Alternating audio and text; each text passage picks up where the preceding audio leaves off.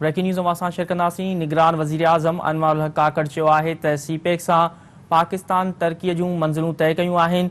हुकूमत मुल्क जी मुआशी तरक़ी लाइ ॾींहुं राति कोशिशूं करे रही आहे। निगरान वज़ीर आज़म अनवर उल हक काकड़ जो चवणु हो त पाकिस्तान में मईशत जी तरक़ी लाइ केतिरा ई मौक़िया मौजूदु आहिनि। तालीम जे शोबे में बहितरीअ लाइ सभिनी खे गॾिजी कमु करणो पवंदो। हीअ अहम ख़बर असां शेयर करे आहियूं। निगरान वज़ीर आज़म अनवर उल हक काकड़ चयो आहे त सीपेक सां पाकिस्तान तरक़ीअ जूं मंज़िलूं तय कयूं आहिनि।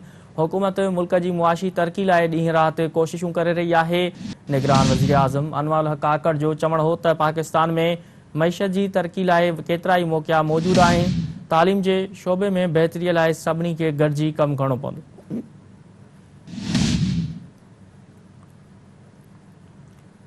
ख़बर हम असां शेयर करे आहियूं। निगरान वज़ीर आज़म अनवर उल हक काकड़ चयो आहे त सीपेक सां पाकिस्तान तरक़ीअ जूं मंज़िलूं तय कयूं आहिनि।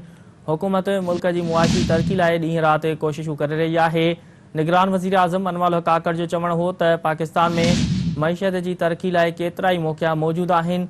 तालीम जे शोबे में बहितरीअ लाइ सभिनी खे गॾिजी कमु करणो पवंदो।